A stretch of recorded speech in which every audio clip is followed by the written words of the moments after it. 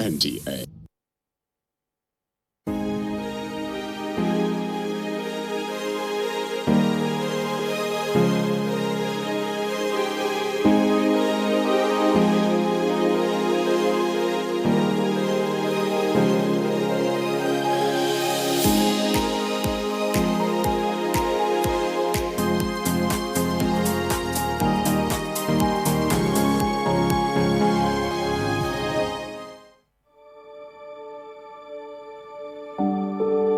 Since its inauguration, the Presidential Livestock Reforms Implementation Committee has remained steadfast in its quest to ensure that Nigeria's livestock sector reaches its full potentials.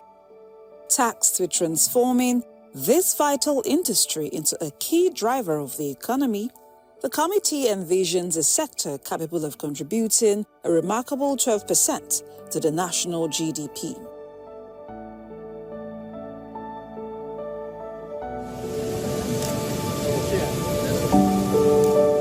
At the invitation of the G20 summit in Brazil, President Bola Ahmed Tinubu, GCFR, led a high-level delegation to Rio de Janeiro, where he endorsed the creation of the Global Alliance Against Hunger and Poverty, championed by President Luiz Inácio Lula da Silva of Brazil. Hunger and poverty is not the result of scarcity or natural phenomena. Hunger, as used to say the Brazilian geographer and scientist José de Castro, hunger is the biological expression of social evil. This aligns with his administration's renewed hope agenda and its commitment to eradicating poverty and fostering sustainable development. The fight against hunger and poverty is not a matter of choice, but a matter of priority for me. What do I get to steps? I have a very vibrant youth population, 70% below the age of 30. To all of us here, investment in education, investment in health, investment in food security, cheaper financing, de-risking various African countries.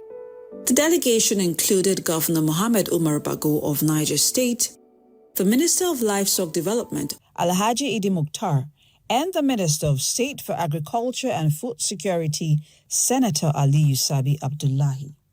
They were joined by the co-chairman of the Presidential Livestock Reforms Implementation Committee, Professor Atahiru Jega, the committee secretary, Professor Mohammed Kuta Yahaya, and other key stakeholders, including the Chief Executive Officer of the Nigerian Investment Promotion Commission, Aisha Rimi.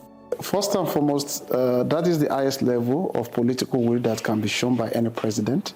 Thanks to President Bola Ahmed Tinubu, GCFR, President and Commander-in-Chief of Armed Forces for the Republic of Nigeria, for being the Chief Marketing Officer of the livestock industry and the sector.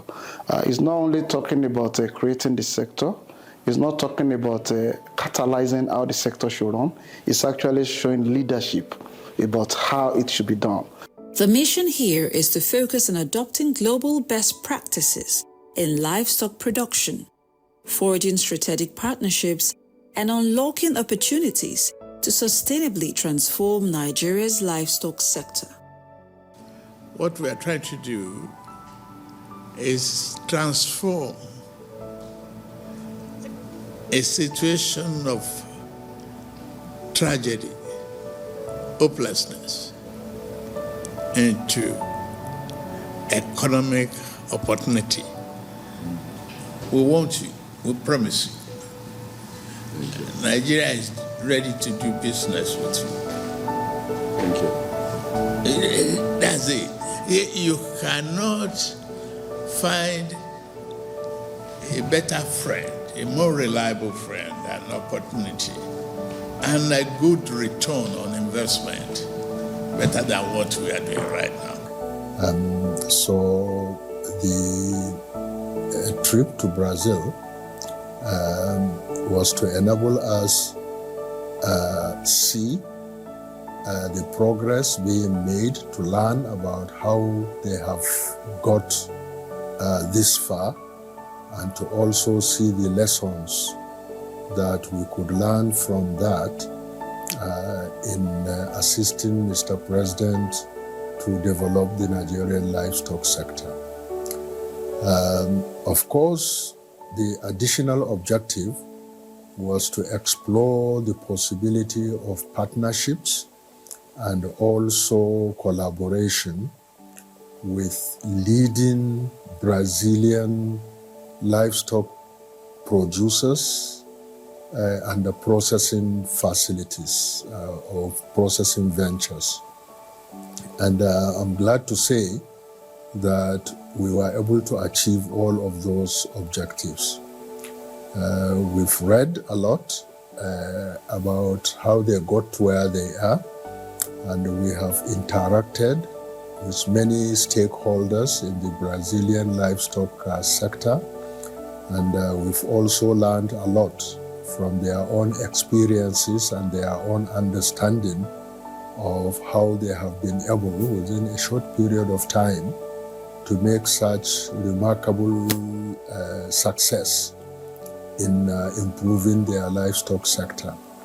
And then we also visited livestock production facilities, as well as processing ventures, as well as seed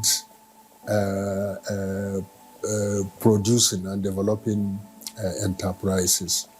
And this has been an eye-opener in terms of global best practices and in terms of what we need to learn and adapt to our own local circumstances as we embark upon the process of developing the Nigerian livestock sector.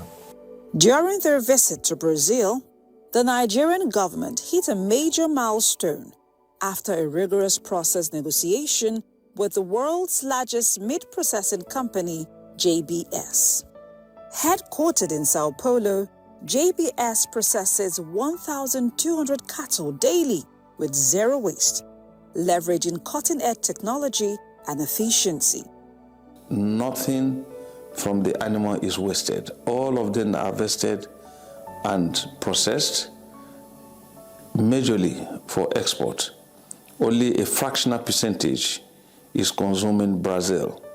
They are the major exporters or leading global exporter of beef to the world, and of particular significance in the markets in the United States of America, China, Australia, and some countries even within Latin America. So JBS has done great in the beef industry with a 70-year-old record as a private entity. With a turnover of $75 billion, this multinational giant leads global beef exports, while also processing chicken, salmon, pork, and sheep products. We operate in the US, we operate in Mexico, in Canada, in Australia, New Zealand, in the UK. So we have factories in Saudi Arabia, in France, and some other countries. So the company globally has 270,000 team members globally. So you mentioned we process almost double the number of chickens. 8 million is more, it's 15 million birds per day.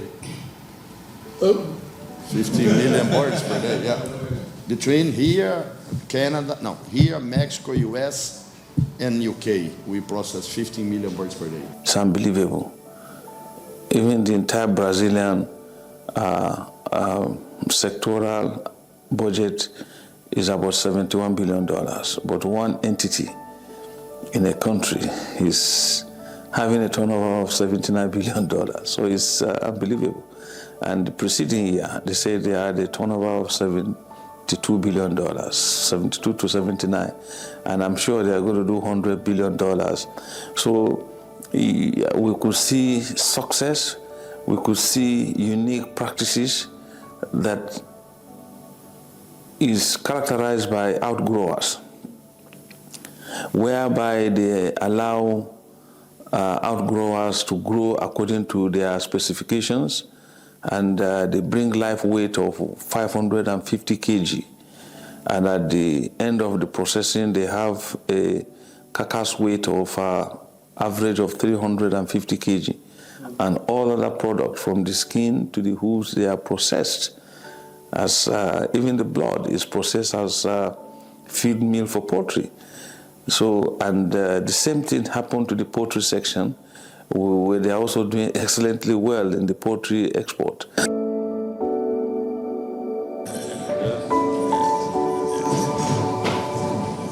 In the aftermath of this historic meeting, the Nigerian government secured a letter of intent from JBS, paving way for a transformative $2.5 billion investment in Nigeria's livestock sector. This marks a significant milestone in the journey to develop Nigeria's livestock industry. So we are happy that this is happening, and it is a further assurance and guarantee to Nigeria of the renewed hope agenda under the food and security banner. It is going to also engender a lot of farming activities. We are going to make ourselves available in the process of participating in providing the fattened bulls, piggeries, and also managing the poultry farms to make the millions of birds required for these capacities to be met.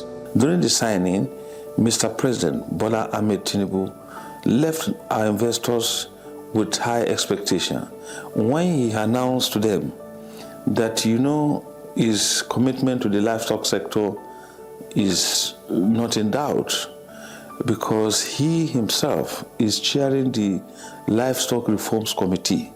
And he pointed out to Professor Jega that Professor Jega is his co-chairman. And I witnessed that. So that is the height of our political will, to show them that, yes, I'm not only making this pronouncement or showing this intention because I want it done. I'm already doing a lot of reforms in the sector, and we have about 120 reform objectives that we are pursuing, and out of that, one is the creation of the Ministry of Livestock Development.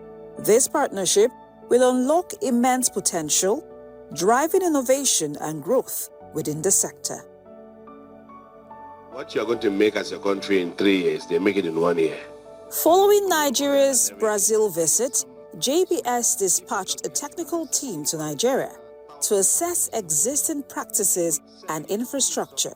We can come here and then can collaborate with you to bring some people, because we have 275,000 employees in the world with 70 years of experience. So what we are willing to do is exchange knowledge, bring some skilled labor to train the Nigerians how to work with beef, how to work with chicken. Of course, we already have some business here that's really well that we've seen, but we can really help to make it bigger, and because your population is getting bigger, and that's what we understand. We can collaborate and be very helpful. Coordinated by the Nigerian Investment Promotion Council under the leadership of Aisha Rimi, the team expressed satisfaction and is set to devise strategies for integrating global best practices into the local livestock industry. This administration, anchored also in this area by His Excellency the Governor, is very keen, as we all know, on diversifying the economy, promoting food and agribusiness, food security, very important. And we were privileged to be part of His Excellency Mr. President's entourage to Brazil, where we were able to study of the livestock industry. So that is what has brought us here today. We have come to look at how the livestock industry can be transformed. As we all know, there's a huge deficit in terms of cattle, swine, poultry, and food generally. With Niger State serving as a model for the initiative, stakeholders are optimistic about the ripple effects this partnership will generate across the country, heralding a new era of agricultural excellence and economic growth in Nigeria. Governor of Niger State, Farmer Mohammed Umar Bago, who was among the Nigerian government delegation present at the signing of the letter of intent between JBS and the Nigerian government, which took place in Rio de Janeiro, Brazil, said Niger State is always willing to support whatever venture President Bola Ahmed Tinubu is driving at. We have secured through Mr. President and our chief slave here $2.5 billion on livestock development. And it's starting from Niger State. So we should be very proud from Niger State. It's going to change the narratives, it's going to change the nutritional deficiency in Nigeria, it's going to change the attitude, it's going to give people employment.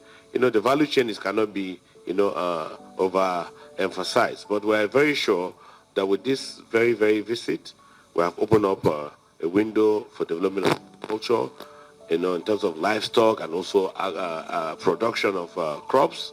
And we're sure that with our sugarcane initiative, with our irrigation initiative, we're going to upscale it. You know, the livestock cannot survive without meal. So the sugarcane, the soya, the corn, they are necessary ingredients for that. So I saw nomadic shaking his head. Your people are there moving up and down with cattle. They cannot give you what you want. You saw what Dogari is doing in his little, farm where you can have yogurts, the produce, the milk from his cattle, making the yogurts and everything. This is what we want to do.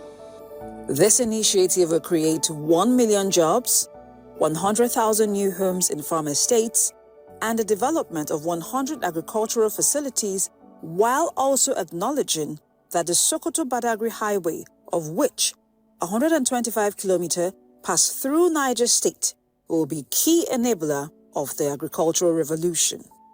The president has made it known to the world that because of the efforts of the committee, he has seen that the windows of opportunity that we have brought to the fore. So when we are bringing more, this is just a tip of the iceberg, given the fact that we are dealing with about 3,184 indicators, measurable indicators. We are already working on them. We have, from the terms of reference Mr. President gave us, 16, we are talking about already 25 process objectives, working on them. And these are the things that will crystallize into changing the face of livestock in Nigeria.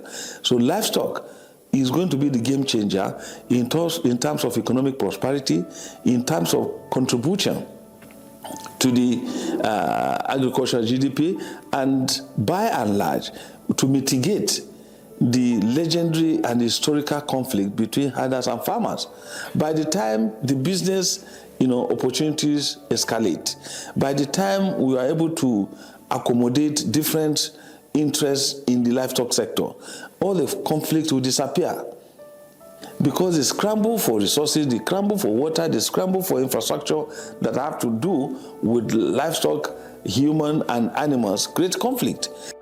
The recent agreement between Nigeria and JBS marks a significant opportunity for the country's livestock sector, but it also comes with crucial responsibilities. According to experts in the field, Nigeria must take proactive steps to create an enabling environment for JBS to follow through with its investment. JBS's role is to supply equipment and machinery to industrialize the sector, but it is Nigeria's duty to ensure that the livestock sector is structured and productive enough to maximize this investment. This requires a shift towards purpose-driven animal breeding, where livestock are specifically raised for meat production, dairy, sperm collection, and breeding purposes. For every country that has been successful, they breed their animal for purpose. Here, we don't breed. Many of our animals are actually raping themselves. So we need to actually have a situation whereby along all the species, not only cattle, not only goat, not only chicken, we need to look at the priority species that we have, get them organized, and let us see which of our animals are the elite ones that can give us the kind of product we are looking for. For example, if it has to do with meat, which animals in the country are giving us the best meat that is acceptable for that processing and that can give us the end result? I mean, it doesn't matter, every animal, we say every animal gives meat, but the quality of meat and the cuts are different and the values are different. Additionally, Nigeria must implement strategies to enhance productivity and sustainability, ensuring that the sector remains viable and attractive to investors. We, as a country, are supposed to quickly walk back and see how do we want to guarantee the input requirements for that particular industrialization. And in that is where the issue of productivity comes in. That is where the issue of genetic resources management comes in. That is where the issue of breeding comes in, because you can only process what you have. We can't be importing live animals that we process in Nigeria. It will not work that way. It will not make any sense to anybody. So for us, we need to quickly catalyze how do we want to ramp up production and productivity. One thing is production. You can be producing and you can actually might not be producing optimally.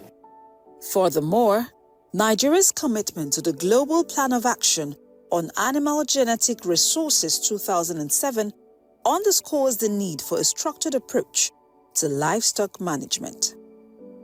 Domestication of this plan will require comprehensive biological characterization of animal breeds, systemic monitoring, and the sustainable utilization of genetic resources. Proper identification and tagging of animals must also be prioritized to maintain accurate inventory records and prevent issues such as multiple vaccinations. That is where it has been spelled out, the different actions that are required and priority for each country to take to make sure that you move from unknown to known. And you could actually do this organization, this customization, this grouping, this sorting I'm talking about. By integrating these measures, Nigeria can establish a robust livestock sector that aligns with international best practices, ultimately positioning itself as a competitive player in the global livestock market. A lot of work is going on in terms of getting Nigerian entrepreneurs to also engage with this sector. And of course, a lot needs to be done in terms of making the environment business friendly and also ensuring that there are policy and regulatory frameworks that can encourage private investors. A hostile, terribly regulated sector usually discourages investment. So a lot of work is also being done to make the environment very friendly for private sector investment.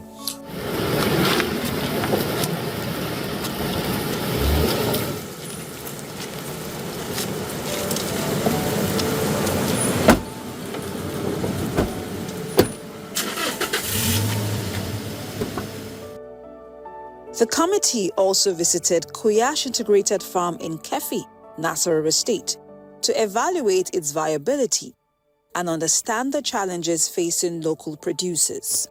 Engaging directly with management, they identified areas where government intervention can enhance productivity and sustainability. It's been tragic the way in which we here in Nigeria have not looked and tapped the opportunities that are in the livestock sector. For a long time, we have ignored this sector, subsumed it under agriculture, and did not do the needful in terms of making it grow and develop to add value to our economy, to add value to our food and nutrition security. And we've also allowed it to become a major conflict generator in terms of the farmer-herder conflicts and even some of this rural banditry and the things that are happening. You know, so the opportunity Mr. President is speaking about is that of unlocking the livestock sector and all the opportunities that have been locked in there for a long time and neglected. So once we open up this sector and we will avail Nigeria and Nigerians with the opportunities that can help grow our economy, help address food and nutrition security, and also help us address this perennial farmer-herder conflict. There is so much for everybody in that sector. With the relentless efforts of the Presidential Livestock Reforms Implementation Committee, Nigeria's livestock sector is on the cusp of a transformative journey. The partnerships formed, the knowledge acquired, and the investment secured are pointers to a bright future for the industry and the nation at large. This is more than just a reform. It's the beginning of a legacy.